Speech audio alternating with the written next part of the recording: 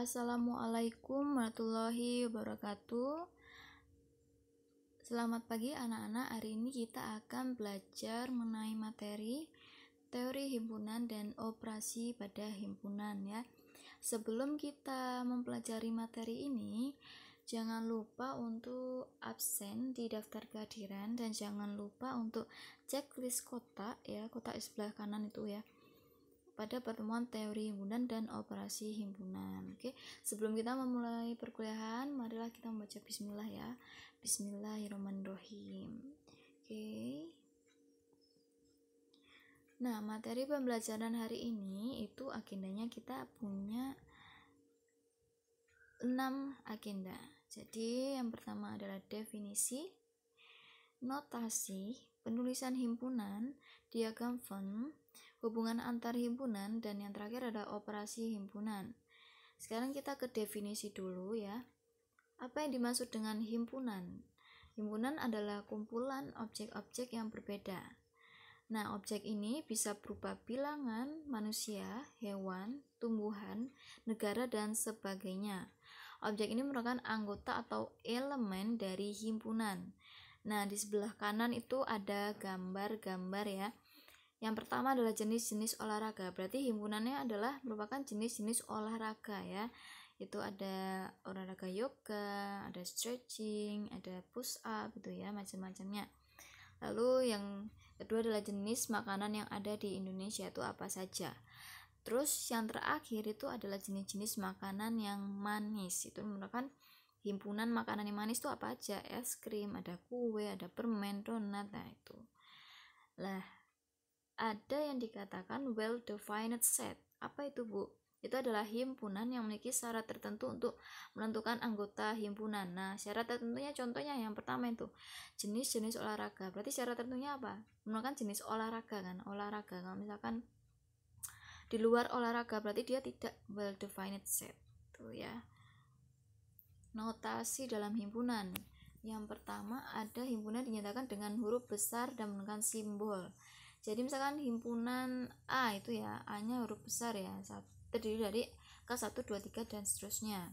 Terus anggota himpunan dinyatakan dengan huruf kecil. Nah, kalau anggota himpunannya misalkan huruf ya, itu kita nyatakan dengan huruf kecil. Terus notasi itu E itu seperti E itu adalah notasi anggota himpunan. Misalkan A itu merupakan himpunan yang mengandung 1, 2, 3 dan seterusnya, maka 1 adalah anggota himpunan dari A, itu simbolnya seperti huruf E ya. Kalau yang nomor 4 itu kalau E dicoret itu berarti dia bukan anggota himpunannya.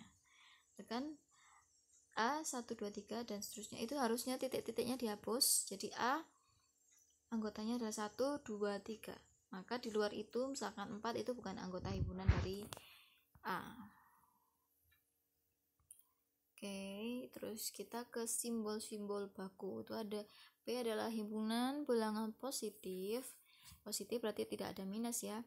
N himpunan bilangan natural dimulai dari 1, 2 dan seterusnya. Z bilangan bulat, contohnya adalah -2, -1, 0, 1, 2. Q bilangan rasional, R bilangan real, dan C bilangan kompleks. Ini sudah saya kasih materinya kayak di pertemuan kedua kalau nggak salah ya.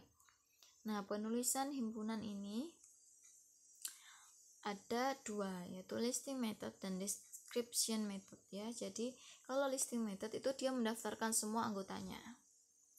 Kalau misalkan terbatas cuma ada 10 anggota, sebenarnya bisa ya kita mendata. Tapi kalau misalkan ada 100 anggotanya, bagaimana mendatanya? Nah, kita gunakan description method ya.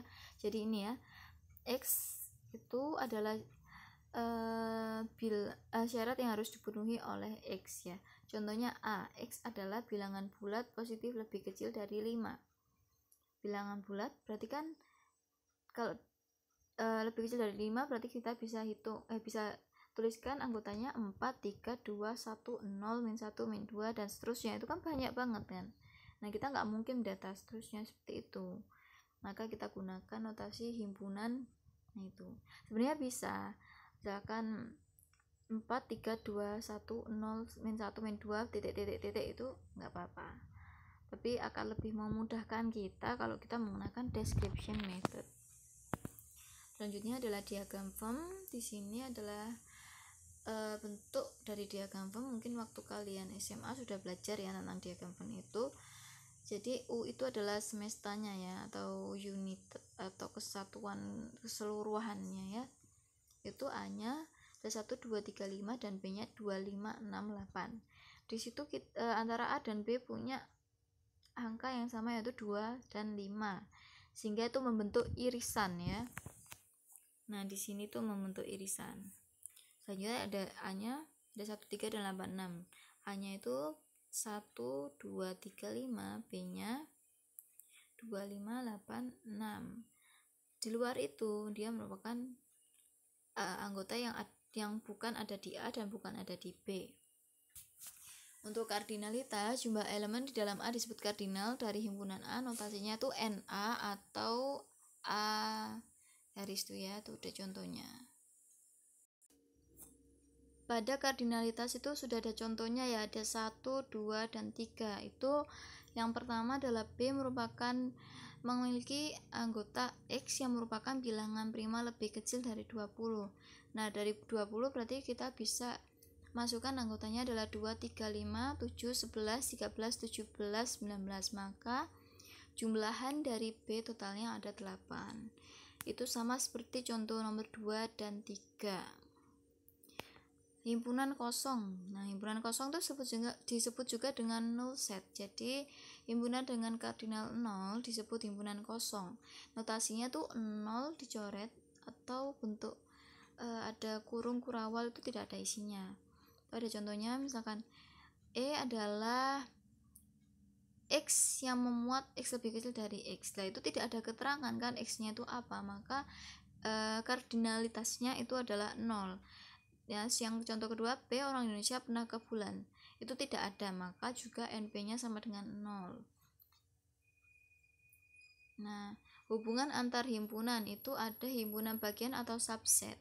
Jadi himpunan A dikatakan himpunan bagian dari himpunan B hanya jika setiap elemen A merupakan elemen B. Dalam hal ini B dikatakan superset dari A. Notasinya itu seperti ini ya. Itu diagram Venn-nya. Lalu ini untuk contoh misalkan 1, 2, 3 itu merupakan himpunan bagian dari 1, 2, 3, 4, 5. Jelas karena 1, 2, 3 ada di himpunan 1, 2, 3, 4, 5. Untuk teoremanya, untuk sebarang himpunan A berlaku hal-hal sebagai berikut. Yang pertama, A adalah himpunan bagian dari A itu sendiri. A adalah bagian itu sendiri. Terus yang kedua, himpunan kosong merupakan himpunan bagian dari A. Terus jika A himpunan bagian B dan B himpunan bagian C, maka A merupakan himpunan bagian dari C. Nah, untuk himpunan kosong yang masuk bagian dari A dan A bagian dari A, maka himpunan kosong dan A disebut dengan bagian yang tak sebenarnya atau improper subset dari himpunan A. Contohnya, nah ini kan A itu 1, 2, 3, maka 1, 2, 3 dan himpunan kosong adalah improper subset dari A. A himpunan bagian B berbeda dengan A itu ya himpunan bagian dari B. Nah, ini keterangannya ketika kita gunakan A yang tidak ada sama dengannya adalah A himpunan bagian B dari B, tapi A itu tidak sama dengan B. Contohnya ini ya, 1 dan 2, 3 adalah proper subset dari 1, 2, 3. Nah, untuk yang A himpunan bagian B itu yang memungkinkan A itu sama dengan B. Oke, himpunan yang sama itu jika memiliki elemen pada himpunan A itu sama dengan elemen yang pada himpunan B. Jika A adalah himpunan bagian dari B dan B adalah himpunan bagian dari A, maka dia tidak sama, maka A tidak sama dengan B. Nah, contohnya ini ya. Oke, kita next, himpunan yang ekivalen. Himpunan A dikatakan ekivalen dengan himpunan B jika dan hanya jika kardinal dari kedua himpunan tersebut sama ya. Ini notasinya ekivalen tuh ini seperti ini. Notasinya? Contohnya misalkan 1, 3, 5, 7. B-nya A, B, C, D itu kan sama-sama punya kardinal 4, maka dia di himpunannya dikatakan himpunan yang ekivalen. Himpunan saling lepas adalah dua himpunan A dan B dikatakan saling lepas jika keduanya tidak memiliki elemen yang sama. Jadi A dan B itu benar-benar sesuatu yang berbeda. Contohnya A-nya itu merupakan X elemen dari B, di mana X-nya itu kurang dari 8, sedangkan B-nya 10, 20, 30. Maka jelas bahwa himpunan tersebut saling lepas. Tandanya seperti ini. Himpunan kuasa atau power set dari himpunan A adalah suatu himpunan yang elemennya merupakan semua himpunan bagian dari A, termasuk himpunan kosong dan himpunan A itu sendiri. Notasinya seperti ini ya, PA atau A2 pangkat A ya. Itu contohnya bisa dilihat. Next, untuk operasi himpunan. Operasi terhadap himpunan yang pertama ada irisan atau intersection yang sudah saya jelaskan tadi di slide 2 atau 3 ya. Itu adalah himpunan yang antara A dan B yang memiliki kesamaan. Nah, misalkan yang jika A 2, 4, 6, 8, 10 dan B 4, 10, 14, 18, maka A irisan B yang sama apa? 4 dan 10. Gabungan itu berarti keseluruhan yang ada di A dan B, tidak memuat yang di luar U ya. Kalau keseluruhan misalkan 258 sama 7522, maka A gabungan U itu adalah 257822. Untuk gabungan simbolnya itu seperti angka U. Kalau irisan simbolnya seperti angka A ini. Oke, selanjutnya untuk komplement. Komplement itu ketika notasinya tuh ada angka garis lurus yaitu X, di mana X adalah elemen dari U dan bukan elemen dari A. Selanjutnya itu ada contoh, coba dicek. Lalu untuk selisih itu adalah di mana A minus B, di mana X adalah elemen A dan X bukan elemen B, maka A irisan dari B slash itu ya. Beda stangkup itu jika A plus ada bundaran B itu adalah A gabungan B dikurangi A irisan B. Ini ada contohnya. Nah, untuk teoremanya beda stangkup memiliki sifat-sifat berikut ya. Ada hukum komutatif dan hukum asosiatif. Selanjutnya ada perkalian kartesian, itu perkalian antar himpunan ya. Kita misalnya kan punya C 1 2 3 dan D AB. Nah, kita kalikan dengan perkalian kartesian, kita peroleh C cross D itu sama dengan ini. Ini ada catatan-catatan yang perlu dipahami. Ini ada contohnya ya dari perkalian kartesian tadi. Nah, sekian pertemuan pada hari ini. Semoga ilmunya bisa bermanfaat. Jika ada pertanyaan bisa ditanyakan via WhatsApp grup ya. Terima kasih. Wassalamualaikum warahmatullahi wabarakatuh.